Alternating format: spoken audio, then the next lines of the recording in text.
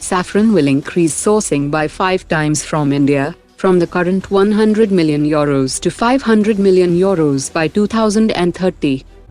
Solar Defence has formalized collaboration with National Aerospace Laboratories for the development of indigenous 900 km range loitering munition.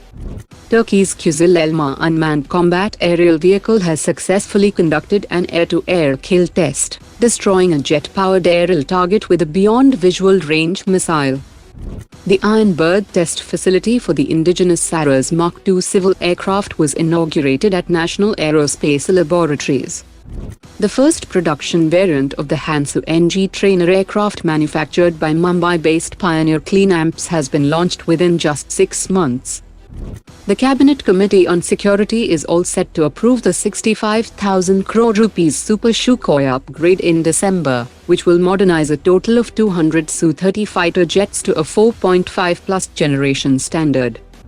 The Indian Army has inducted first-person view Kamikaze drones equipped with anti-personnel warheads to counter Pakistan's border action teams along the LOC, marking a major technological shift in anti-infiltration operations. Pune-based Sagar Defence has completed land trials of its Varuna heavy-lift shipborne UAV and will begin full-scale Indian Navy trials in early 2026. That will include 150 kilograms cargo transfers between ships 20 kilometers apart, medical evacuation drills, night operations and landings in 65 kilometers per hour crosswinds. While General Electric had claimed to deliver 12 F404 engines to Hindustan Aeronautics by end of 2025, but latest reports indicate that 5th F404 engine will be delivered in the second week of December 2025.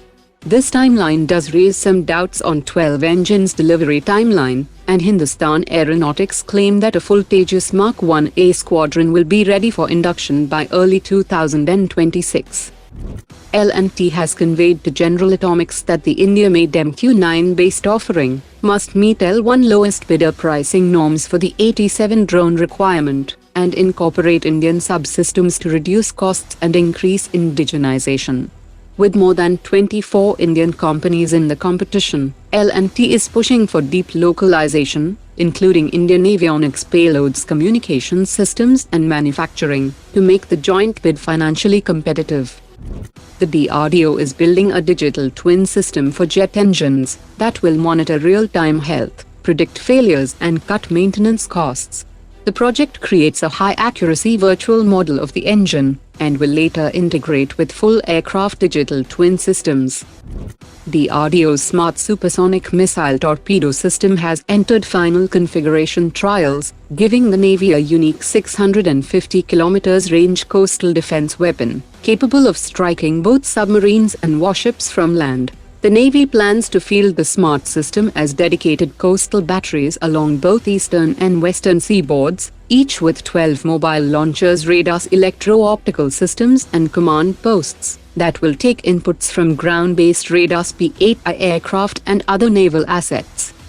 The Mach 5.5, 350 km range Rudram-2 missile has quietly transitioned from an anti-radiation role into a dedicated hypersonic bunker penetrator, designed to cripple enemy fighter fleets concealed inside hardened aircraft shelters. Internal assessments and simulations indicate that the Rudram-2 can disable sheltered J-20, J-10C and JF-17 inside reinforced concrete structures, even without fully collapsing the hangar, forcing adversaries to disperse assets, slowing aircraft turnarounds, and severely disrupting sortie generation. The Tejas Mk2 program has entered a key phase, with the prototype completing major ground tests ahead of final structural coupling and systems integration. If progress stays on schedule, the first Mk2 prototype will roll out between March and June 2026. Subsystem integration and ground validation of avionics, hydraulics, landing gear and power systems are underway to ensure a smooth transition to final assembly and later taxi trials.